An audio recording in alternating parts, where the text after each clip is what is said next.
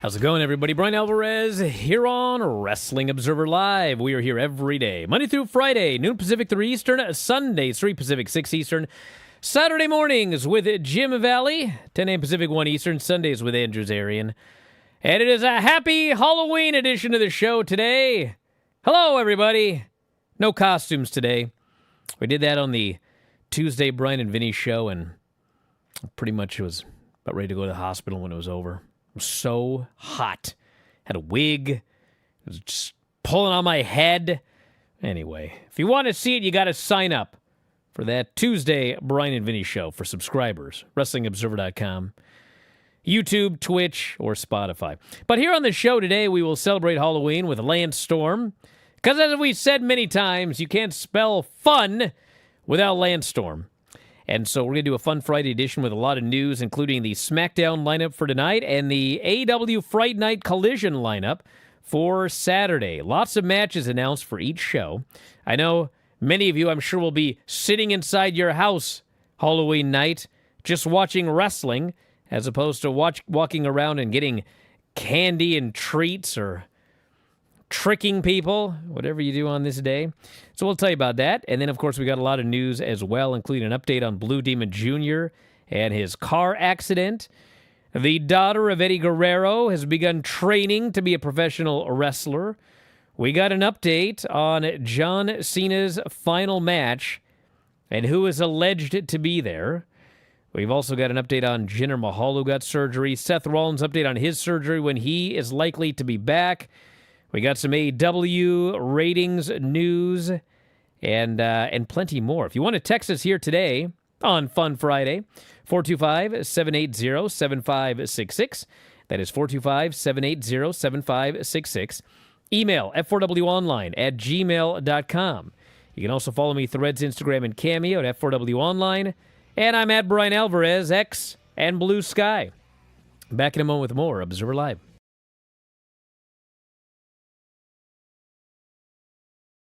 Just a quick note before this free video. If you click like and subscribe, I'd be very thankful. We got a big Elimination Chamber report here. And also Collision from Saturday, which actually was a pretty damn good show in its own right. I was not told to watch Collision. Vinny? I forgot to text him Thursday night. I figured he'd be in bed. I said I'd do it tomorrow. And then Friday I bought a car. I was busy, and I've been forgot. John comes out, looks into the camera, and says, "There's a vibe in here tonight." Sure is. I'll say. Punk's eyes are bugging out of his head. Seth is still there screaming, "Die, die!" And Seth gets his way. Punk dies. John Cena wins. I thought the finish of this was incredible. Great stuff. God, Travis Scott. Jesus God almighty. This was exactly like when Hogan used to come to the ring, Dennis Rodman trailing him, and Dennis Rodman was like on another planet. He had no idea where he was at, stumbling to the ring. He had basically have to drag him down there. This Travis Scott was on another planet, dude. Well, the first time he was on the show was on that Raw show. He was smoking a blunt in the audience. They go from the hug to a shot of Cena's angry heel face, and they cut right to Rock on. And then he kicks him right in the balls. And the crowd freaked out. The John Cena turned heel. Hulk Hogan, he was getting booed before he turned. It was a risk, but, they were getting sick of the guy anyway. The problem with Steve Austin was he was the top babyface, and there was nobody to replace him when he turned. John Cena's been gone forever. He comes back. It's not like he was going to be the top babyface. They got 50 babyfaces. Cody's the biggest babyface they got. There's no risk whatsoever turning John Cena heel. He's 10 times more interesting now. The Cena and Cody feud is 1,000 times more interesting. Travis hit Cody Rhodes in the face as hard as he could. I bet that sucked. This was a big deal, and Yeah. I didn't see it coming. You guys need to listen to Observer Live on Friday. No thanks. Because some dude called in, all bombastic and outrageous. Do y'all think that John Cena is going to be the one that turns heel and joins The Rock as his champion? No chance.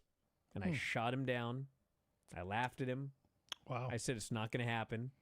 John Cena's here to sell tickets and merch as a babyface for his last year. He ain't turning heel. They need to make shirts for John Cena to just say, "Can you see me now?" Got to apologize to old Dwayne. I thought that guy was out of his mind. He got me. This is awesome. I cannot wait to see where they go here.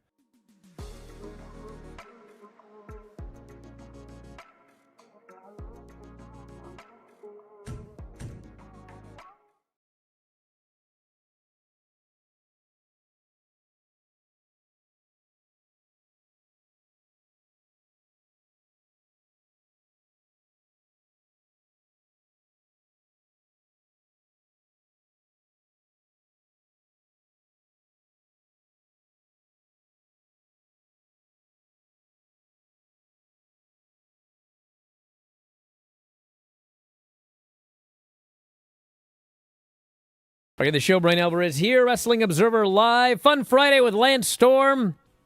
You look like you're a barrel of laughs today, Lance. Oh, I'm so much fun today, let me tell you. Man, oh man. When is your dog going to be recovered enough that you can sleep like a normal person? I'm not entirely sure, but the recovery is at least 8 weeks before he's sort of allowed to walk unsupervised on his own. So it's a journey. Wow. We're just over a week now. Oh, my God. I hope you make it that long. Yeah, me too.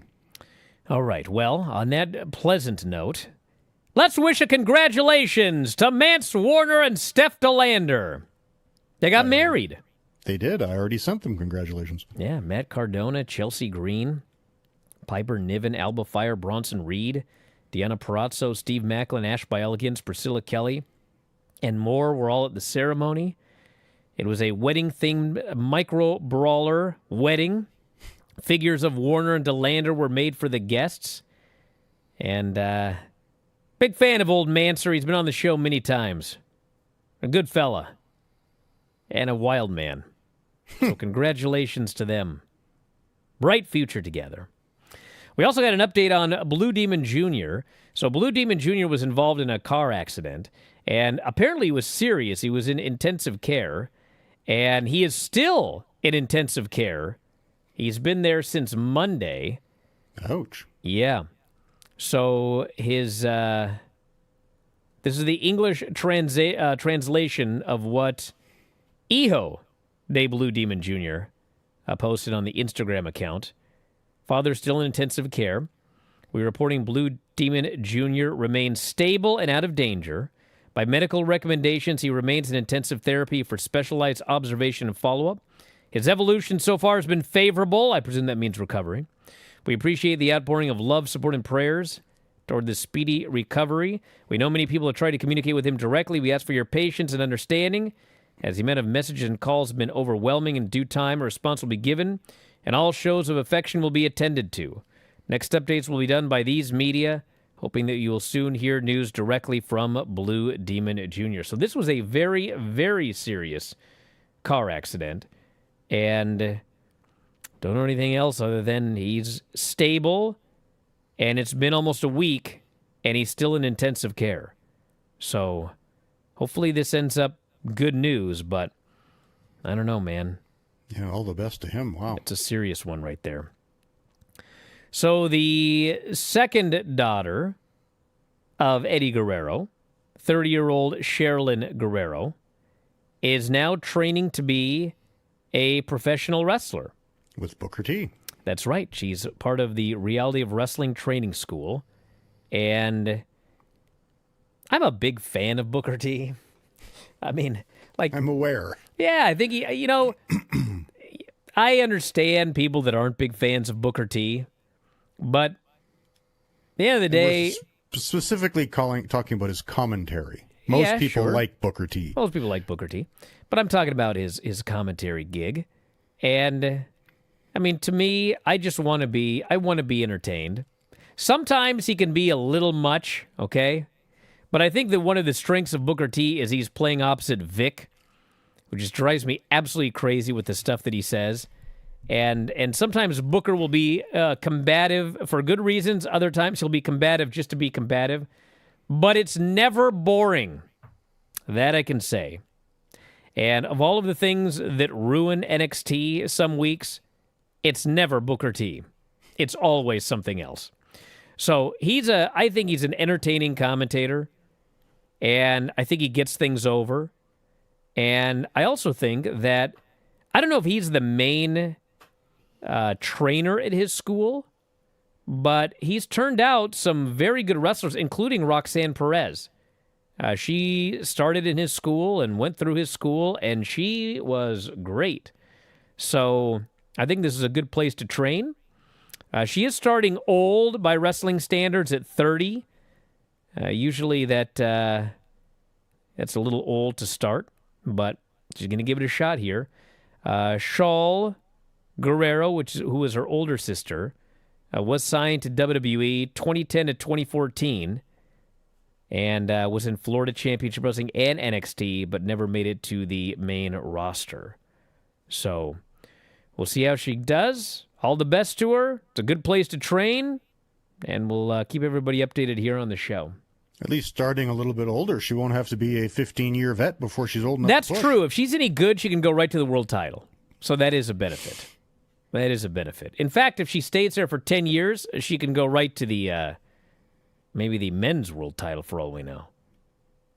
So we've been talking about this for a while, and granted, nothing is confirmed until it happens, but Tyrus, the former Brodus Clay, was on TMZ's Inside the Ring podcast. He's now a political pundit, and he says 1,000% he believes that Donald Trump is going to be there for John Cena's last match in December.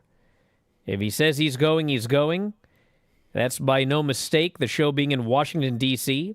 He might even be in the finish. I highly doubt that. He might hit a binding resolution in the middle of the match. That's not happening. But I definitely think if the president says he's going to be there, he's going to be there because as a fan, he is a fan and he loves it. Yeah, for those of you that don't remember, there's a very famous story involving Donald Trump. This was back in 2007, it would have been. It was the famous angle where Vince McMahon got into a limo and the limo exploded. And very shortly thereafter, Donald Trump began making calls to WWE because he was concerned and wanted to make sure that Vince was okay. That is a true story. Vince, of course, was okay because it's fake. And the idea was for Vince McMahon, like he was going to be dead. That was writing his character off the show. He was killed in an exploding limousine, and they were going to go all out. They were going to do a Vince McMahon funeral on Raw, and of course, that was the weekend that Chris Benoit killed his family and himself, and all of that had to be thrown out the window, and Vince ended up returning, and he was a character for years afterwards. But originally, like, that was going to be, and who knows, he might have returned from the dead at some point, but that was the idea of the Vince McMahon exploding limousine. I don't know about the idea of, and this isn't even a political thing with whatever you think about Donald Trump, but I just think in general, I don't think you should have presidents, political figures, etc. at your wrestling shows because it's just going to make half the audience angry, and there's no reason to do it. And whatever you want to say about Vince McMahon, and Vince was a friend of Donald Trump, and Vince did put Donald Trump in the Hall of Fame. Vince did decree when Trump won the presidency the first time that, like, we're not talking about this. It's not going to be part of the show. We're not going to be talking about him in the Hall of Fame. It's just not going to be done. Because, whether he was friends with the guy or not, he knew that you were going to alienate a large portion of your fan base by having the president, pushing him as part of your Hall of Fame and this and that. And this new regime does not feel that way at all. TKO does not agree with that statement. No, TKO does not agree with that one bit. So if you end up seeing him all over the shows, well, that's TKO. I don't want to even say they don't care. They're happy about it. So, do you think Vince will be there? I have certainly had people rumor. I shouldn't say rumor, that's the wrong word. Speculate? I have had people speculate that both Donald Trump and Vince McMahon are going to be at John Cena's final match. And I don't know. I mean, Vince can be there. I mean, he can buy a ticket. I mean, there's a way to get him there. Whether they show him on TV or make a big deal out of it would be something different. But I've certainly had people in WWE who firmly believe that Vince and Donald Trump are both going to be at John Cena's last match. Back in a moment with more Observer Live.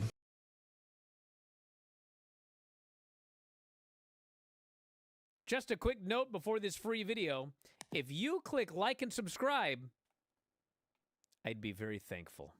I am going to channel the well-known, infamous roast of Bryan and Lance. Oh my God. I vaguely remember this. Lance was a champion in virtually every company he has appeared in. While he did hold the distinction of holding 3 titles, that angle fizzled out faster than his podcast Killing the Town. Wow. I now remember this utter disaster of a roast. Let's get Lance a chair to sit in. And as we do, could we also bring someone up here to show him how to use it? I remember that chair shot. I don't remember who it was on, but utter silence that this roast was met with. Tom, at least I was smart enough not to do those chair shots again. Bryan, besides me, there are others who I'm sure dislike you, like Vince Russo, Eric Bischoff, but I think you're great, like a guiding light or a father, which is why I'm not surprised when you screw me every week. The best-selling author of The Death of WCW. He had just completed his new book, for which actually Lance Storm wrote the foreword, which is 3 more than most wrestling fans know. Hideous. Atrocious. It must be hard when you look so young. If I didn't know better, I'd say you had your grandma's jeans. But actually, if the camera panned down, I bet Lance is wearing them. Anyways, let's start the show. Carmelo went for the La Mystica. Andrade went for the Message. It's actually not the La Mystica. It starts like a La Mystica, but the La Mystica is actually a submission, and he doesn't land in the submission. He just does the whole slam part and then jumps up. Yeah, the La Mystica is a tilt-a-whirl head scissor into a Fujiwara armbar. Into a Fujiwara armbar. The La Mystica is not the submission. Do not tell me. I didn't say that was a submission. I said the La Mystica involves the tilt-a-whirl facebuster into the submission. The whole thing. Why are you so angry? Well, you just changed what you said live, right? Yeah. No, he doesn't land in a submission. He just slams them. So it's not a La Mystica. I believe that's the actual move. Okay, but whatever. Who cares? I just hope Editor Sean pulls up the exact clip of you saying La Mystica's a submission and then denying it afterwards. La Mystica is actually a submission. I didn't say that was a submission. La Mystica is actually a submission? I didn't say that was a submission. Editor Sean.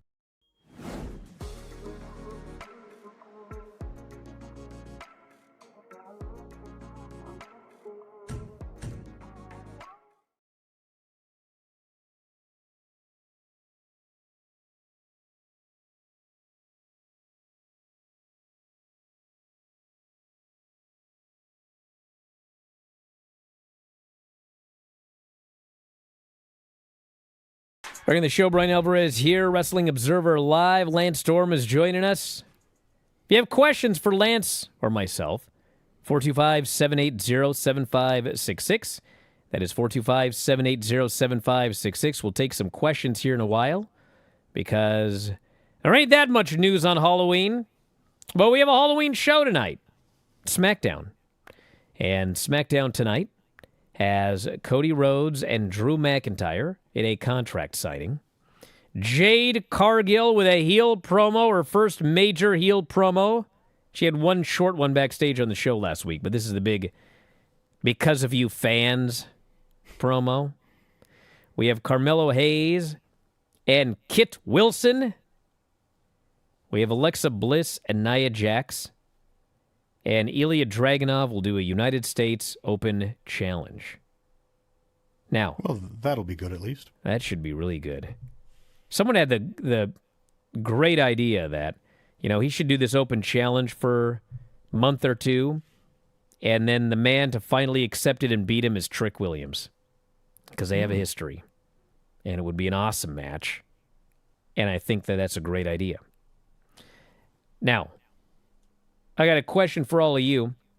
So, I watch all these shows, and there's a lot of stuff on AEW where I can't figure out what's going on. Like, why is this person here? What's happening here? And then the real sickos get mad. Well, you didn't watch the third segment of Collision during the entrance. No, I didn't. Okay. But in WWE, they go out of their way to hammer it into your head to the point that it irritates other people because they do too much of it. But if I miss an episode of Collision or Dynamite, I can go back the next week and I'll be totally lost half the time, okay? If you miss an episode, if you miss a month of WWE programming, by the end of the show, you're all up to speed because of all of the recaps and reminders and commentary, etc., etc. Now, with that said, what in God's name is this Kit Wilson thing? I have no idea what's going on. It's like he had a partner. His partner vanished. His partner got hurt. Injured, obviously. And then, like, one day, Kit just shows up and starts doing these weird promos, and then he'll vanish for weeks on end and then show up again. And I'm like, what is going on here? Was this a segment on Main Event during a commercial or an entrance? What's happening here? It was on the bump, Brian. God, what is this storyline? Carmelo Hayes. I saw Kit Wilson show up last week and do some bizarre promo, but like, what's going on here? It just seems like it's something that they're doing and they know what's going on and we don't. But fix that.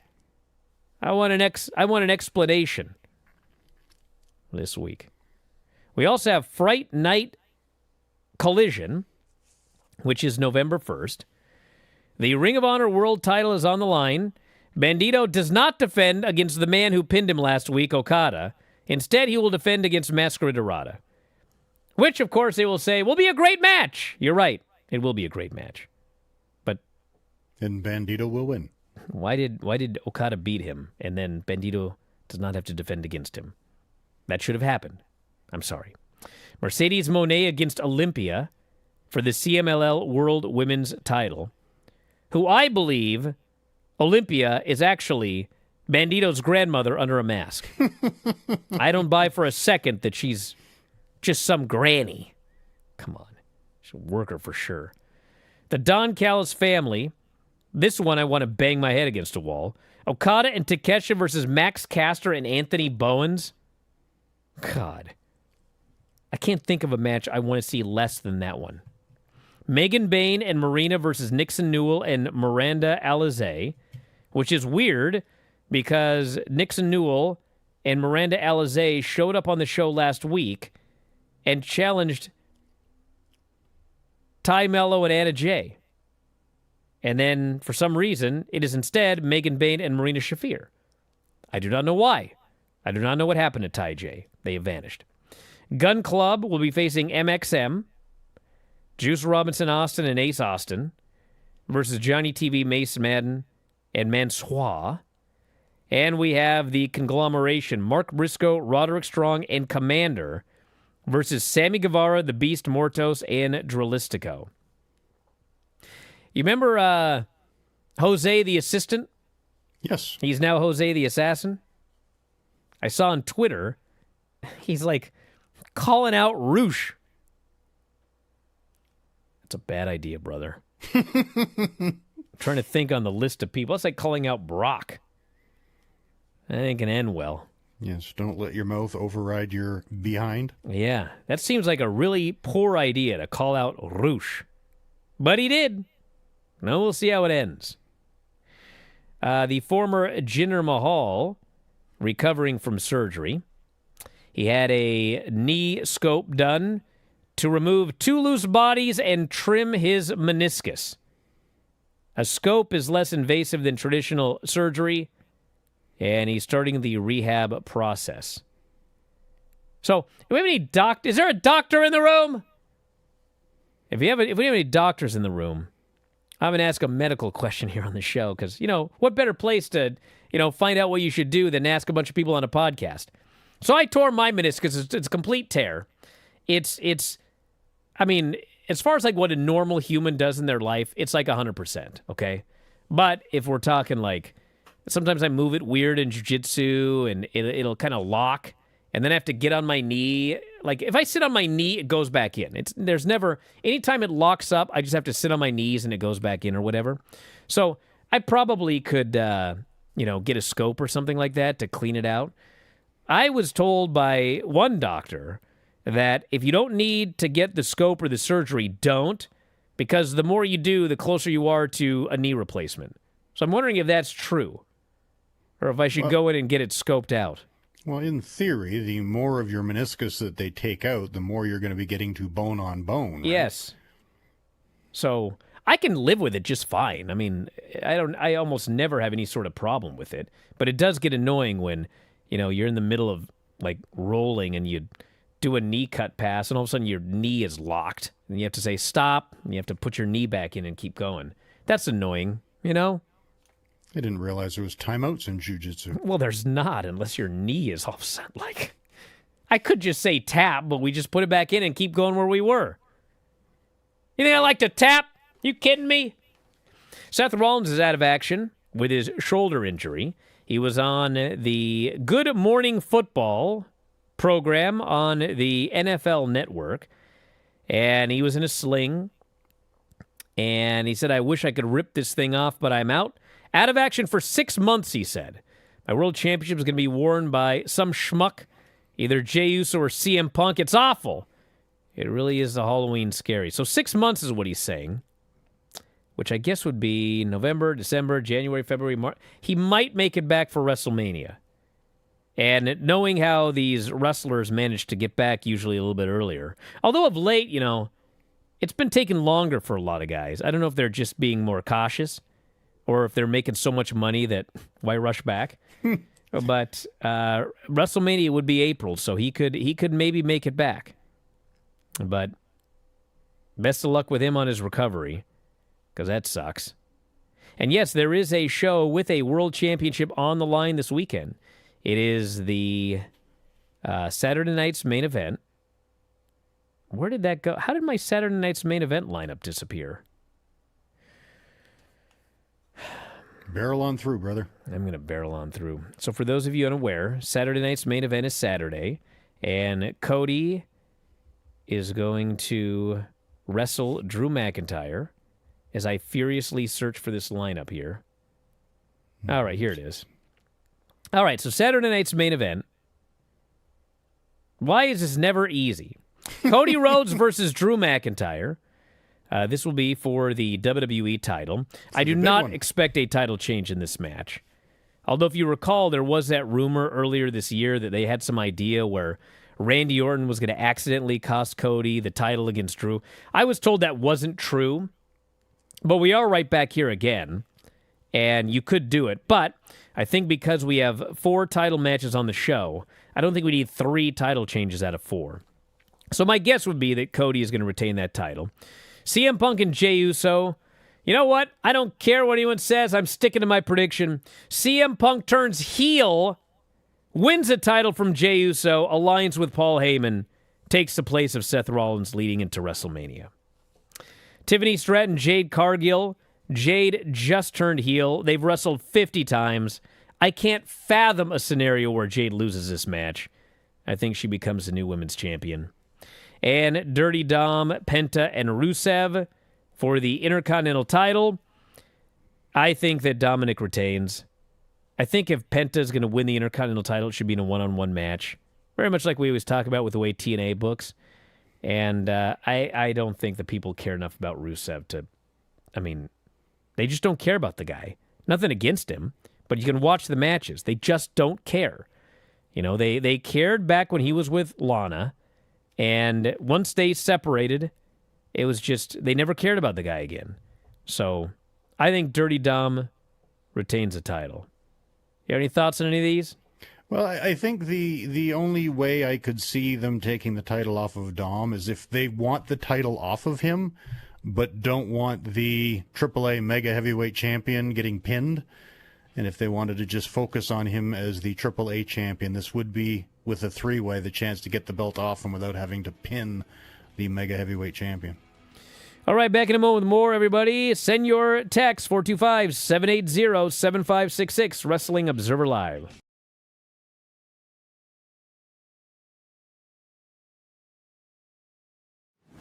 Check out this free video, and make sure you hit like and subscribe. If Truth didn't have the best weekend in this company, then Mr. Iguana did. Oh, yeah, this guy is over, dude. We'll get to him in the Worlds Collide review, but He's got merch up on WWE Shop. he's going to make so much He's got these money. kids that want to see more Mr. Iguana. Yeah. So His face paint is so funny. I must stop you right here. It's not face Oh, paint. would you stop? It's head paint. Yeah, it looks. He paints his whole damn head. It looks like he's gets held upside down and they just dunk Dip his it, head yes. in green paint. Yes. It's absolutely bizarre. And when he's not wrestling, he wears the round silver spectacles, Yes, and he he a flicks his puppet. tongue constantly, Yes, as an iguana would, and Del Toro and Octagon do whatever, and people are patient, but they don't care. And then Iguana tags in, and they are hyped. It took about 7 seconds to make himself my favorite luchador. He starts, I forget who he's in there with, but the guy offers a handshake, and so he licks it because he's an iguana, and then he gets hit with a shoulder tackle, or it's a chop. He takes a chop, he drops to his back, and sticks all four limbs straight in the air. Yes. He's playing dead like an iguana would. So then he brings in the puppet. I didn't get the puppet's name. I should have used it 50 times. But it's an iguana puppet that he thinks is real. Well, already sometimes. up on WWE Shop. Excellent. Yeah. Excellent. You know if Harley Cameron's doll is on the AEW? I do not know. It's not. Okay. It's not. Yeah. Just throwing that out there. So he starts doing spots with the puppet in his mouth. He lets the puppet try to get the pin. And amidst all this silliness, Conan says, you know this, Mr. Iguana, he's most popular with children.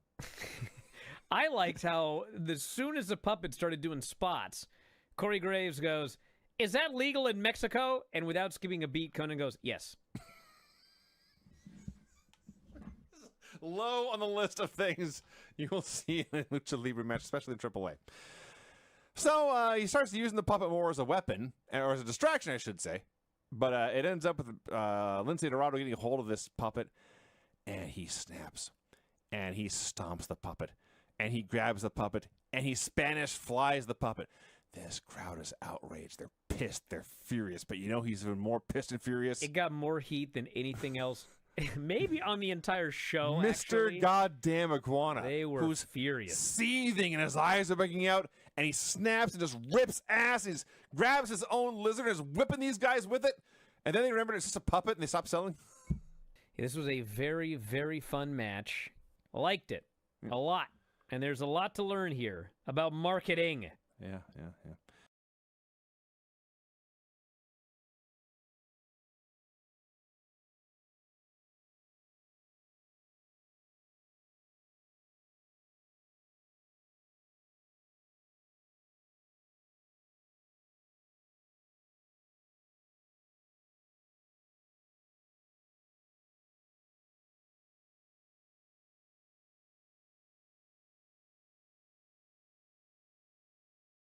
Back in the show, Bryan Alvarez here, Wrestling Observer Live. Lance Storm joining us here today. You got questions for Lance and I. I'll tell you what to do. Text them to me. 425-780-7566. That is 425-780-7566. We got some Wrestle Dream news. Dave Meltzer reports the AW pay-per-view looks to be in the 115 to 125,000 buy range. And this would be just above Dynasty as the lowest AW pay-per-view buy rate of the year. This was the John Moxley Darby main event. There were issues with a lot of different cable companies, including Xfinity. And, of course, All Out did 135 to 140. If you look at the numbers here, like a Revolution 135 to 140, Dynasty 110 to 120, Double or Nothing 122 to 130, All in July 180 to 185, Forbidden Door 122 to 130, and All Out 135 to 140, Wrestle Dream 115 to 125. What do these numbers mean? Well, who knows? But this is what I think, okay? So I guess like 2 years ago, Dave got some data from a cable company, okay? And the data from that single cable company indicated that most people only buy 1 or 2 AEW shows every year. And I can't buy that for a second, okay? I just can't. If you look at the buy rates, they're all so consistent, with the exception of 2, which I'll get into here in a moment. Like every show does like 120 to 140, like every one. So I can't imagine it's like everyone, they just happen to have this audience that all buys 2 a year, and it comes out to this almost same number of buys for every show. And they never pick the same 2. It doesn't make any sense to me, okay? I think that you've got about 120, 110, 120 sickos that are going to buy every single pay-per-view. Now, we also had that argument on the show that one day about what would happen if AEW and WWE went head-to-head. And he thought they would be murdered. And I said they're not going to be murdered because they have this core group of fans, and they're going to buy every show. And no, they're not going to skip buying an AEW pay. These sickos are not going to skip an AEW pay-per-view because they want to watch Cody Rhodes versus... They're just not. Had a big argument about it. And then, of course, we never know because AEW moved their start time, and they never went head-to-head, okay? So what we do know is that there were at least 2 shows this year where WWE stacked the day to try to take views away from AEW. One was All In, and one was All Out. All In was the week where they did a Saturday Night's Main Event and an NXT show, and they had a Women's Evolution show on Sunday. They had 3 shows that weekend to try to take viewership away from All In. And All Out in September was when they had the ESPN debut with John Cena versus Brock Lesnar. Big show, big match. And you know what both of those have in common? AEW did very well. They were the 2 best AEW numbers of the year. Not just very well, they were the 2 best numbers of the year. So, I reiterate, it doesn't matter. You know, Tony moves times and this, that, and the other thing. I mean, if anything, WWE running head up against AEW, I mean, if anything, it helps. So, I think we can put that to rest, but I'm sure it won't be put to rest. But 115 to 125 for Wrestle Dream was the number, and we'll see how the next couple of shows do. And the next pay-per-view, they're rematching a lot of the matches from the low buy rate show? That's what it looks like to me. Full Gear, and then World's End are the next 2 shows. And keep in mind, World's End was the one that WWE wanted to run head-to-head with John Cena's final match. And when you think about it, like when you think about it, it seems like, okay, if there was ever a show that was going to hurt AEW running head-to-head, it would be John Cena's final wrestling match. But even if they had run head-to-head, I don't think it would have hurt at all because it's 2025 and we can all watch whatever we want, whenever we want. We don't have to have 2 VCRs. We don't have to find some way to make it work, running to a friend's house. Just watch one when you want to watch it and watch the other when you want to watch it. So I think we've moved beyond head-to-head killing one show or the other.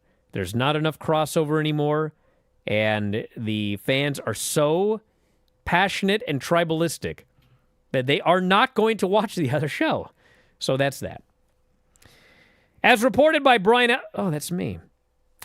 They're going to be sending a bunch of the NXT women to Japan coming up in 2026.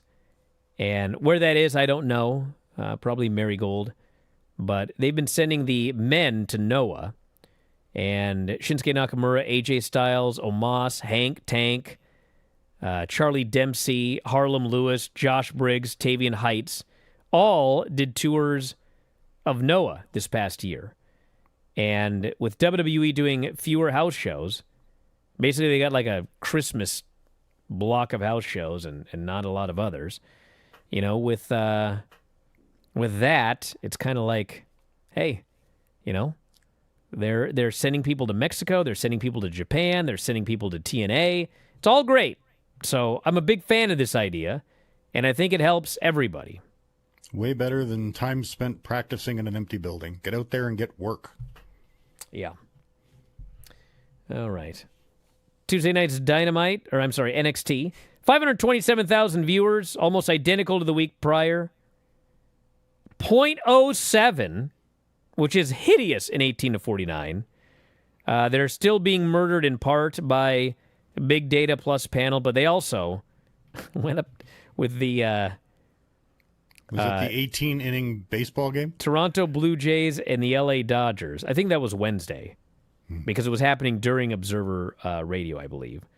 But that did 14.87 million viewers and a 3.05 in 18 to 49. The second highest viewed World Series Game 4 in the last 9 years. The thing that's crazy is the Canadian viewership is like 7 million, which is half, but we have 1/10 the population. We have like 35 million people, and 7 million of them watch the baseball game. That's a lot of people, dude. Yep. That's a lot of people. Gable Steveson has debuted in boxing, and he won his debut in 15 seconds. So, something for him to do. Knocked the dude out pretty damn fast. That's something for him to do. All right, let's do the mailbag here. Actually, I'm sorry, text messages. 425-780-7566. If you have a question for Lance or myself, send it to me now because we got time to answer some of them.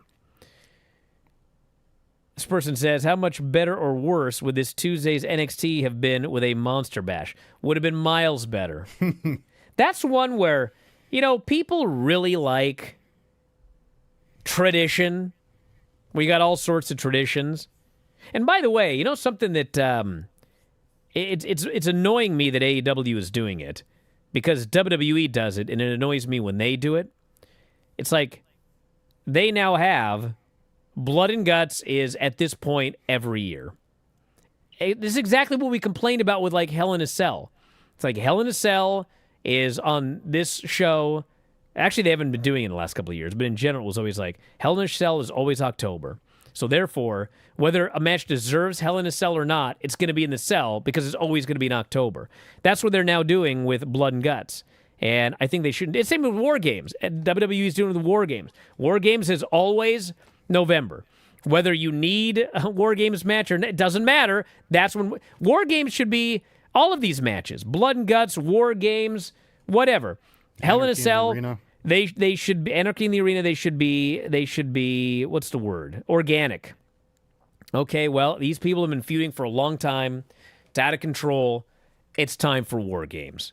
Not, hey, it's November. Who's feuding right now? Well, let's put them in War Games. Oh, it's it's October. It's November. Who's feuding right now? Let's put them in Blood and Guts. I don't like that. But with that said, there will always be large men and women. And there should be a Monster Bash every year on the Halloween show. The original Monster Bash was in like 2007. I think they might have done 2, but I'm not sure. But it was basically like a 4-person battle royal and like... with 400-pound dudes. Four 400-pounders. It was freaking awesome. I loved it.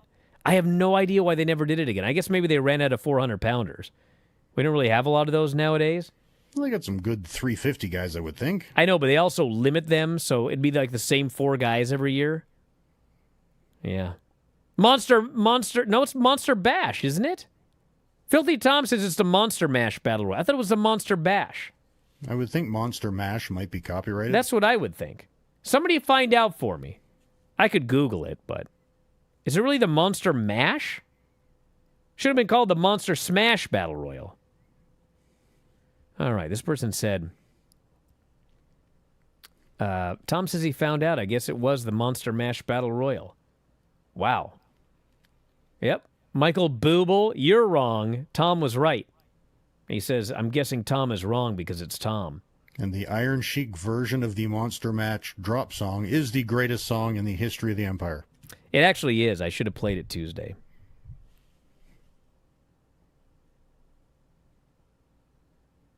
This person here says, oh, God. I'd like for Bryan to explain exactly why Becky's DQ against Maxine was terrible, but Mox's DQ, in which Mox grabbed the ropes, by the way, because it should have been a rope break, why was that genius? I've been watching wrestling my whole life. I'm 41. I'm just lost. What makes her DQ so bad, but this was so great? Dude, they were two completely different scenarios leading to it. In the Moxley match, he had just quit in an I Quit match. He was embarrassed. He quit against Darby Allin. He's immediately put in a match with a submission wrestler. And this submission wrestler is so close to submitting him and making him quit 2 shows in a row. And he fights to get out, and he fights to get out, and he fights to get out, and finally he's trapped. And to save his fragile ego, he is forced to get himself disqualified so he doesn't have to suffer the indignity of quitting 2 shows in a row. But I would counter that stopping a match and taking an L on purpose is quitting, and that's exactly what he did. He was afraid to continue in the match, and he quit. That's, well, yeah, he found an He easy way out. didn't say the word, but he basically said no mas and got himself out of the match and took an L. It makes no sense to me. He found his way out. Now, with Maxine and Becky, it was just a hideous DQ because it was such... The problem was the way the match was structured. This match, she gave Maxine this incredible comeback. And Maxine is just going wild, and she's going crazy, and the people are going nuts, and they want to see her win. And if Becky, during the middle of all of that, would have rolled her up, put her feet on the ropes, and grabbed the tights to pin her, Maxine would have gotten so much more over getting screwed that way than Becky just running away, getting out of it. They're 2 completely different scenarios. You have to watch the whole match and the build-up for them to make sense. They're not the same. Back in a moment. Observer Live.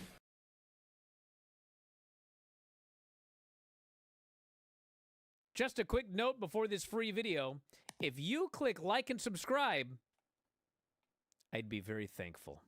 Happy birthday, dear Granny. Happy birthday, Granny. Happy 95th birthday. Thank you. You got balloons behind you as well, Vinny. People can't really see them. No. They think it might just be your hump. But it's very festive I day should not today. laugh at that. That's a horrible insult that you just gave Yeah, me. you laughed. It was a good one. But it was funny. Happy birthday! Okay. Happy birthday, Granny! Thank you. Yeah. Okay, you guys, I don't even know what you just said. Okay, go.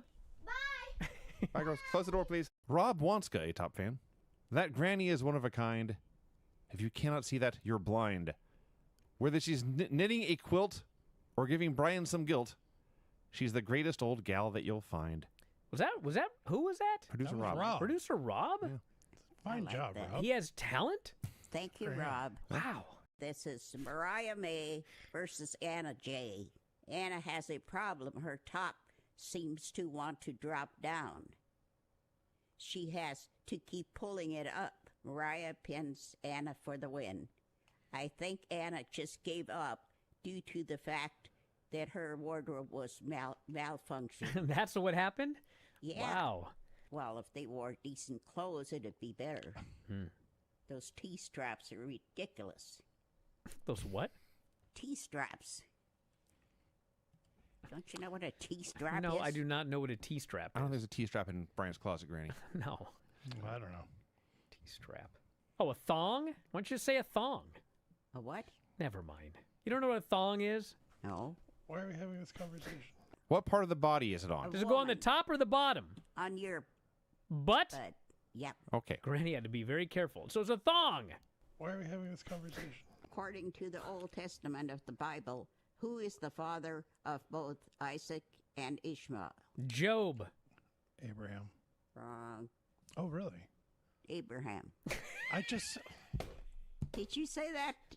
Yes, he did. Yeah. I Oh, okay. You're right. Yeah. I just didn't hear you. Well, Granny, I hope you had a happy birthday today. I had that. Hey, we got a special present for you. You are officially being inducted, yes, into the Hall of Awesome. It's about time. Yes. You know what that is, Granny? Wait a minute. Wait a minute. I want everybody to see this. How can I show it? Clearly, Granny is really excited about being inducted into the Hall of Awesome. She's busy showing off her trophy. Is that an old gray mare trophy? It's got a horse on it for some reason.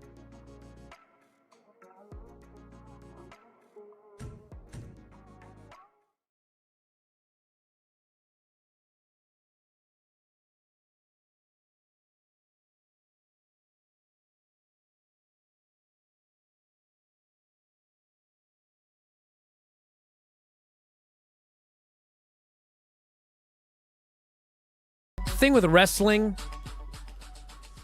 is not everything is the same, even though it might seem the same to you. A count out, just because you do a count out, doesn't mean a count out is the same bad finish in every single scenario, or a disqualification, or a clean pin, or a screw job pin. You can't just say, well, there was a screw job in this match and you didn't like it, and there was a screw job in that match and you did like it, okay? You know what I hate is run-in screw job finishes, okay? They suck, all right? But if you're going to do a finish to build to a blood and guts match, then it should be a run-in schmoz finish. That's the point. It's like, I don't want to see a bunch of people running in a random match, but if you're going to build to a cage match where no one can get in or nobody can get out, then maybe the right finish would be a count out, because no one can get in or out in theory, or whatever, guys run in, well, the cage is going to prevent that. So it's the scenario. What was the point of the Jon Moxley match? What was the point of the finish? The point of the finish was for you to see that Jon Moxley has a fragile ego, and even your scenario, Lance, isn't hitting someone with a belt the same as quitting? Well, yes. So the whole point, whether you go by your way or whatever, the guy had a fragile ego. He wanted out. He didn't want it. In his mind, it was like, this is better than tapping out. But he's got a fragile ego. He quit. That's the point of the finish, okay? The point of the finish in the Becky match was to get Maxine over, because they're going to give Maxine a championship match. Maxine didn't get over with that finish at all. She would have got over a lot bigger if she was this close to winning, and Becky cheated in multiple ways to beat her. Now you feel like, you know what? If this had been a no DQ match or whatever, Maxine would have had her. You want to get Maxine over. So it's not the same finish at all, even though the words hit with belt are the same. It's not the same. You know what I'm saying, Lance? I went Not right up entirely. to the break. Go take a nap. We'll talk to you next time, everybody. Have a great Halloween. Wrestling Observer Live.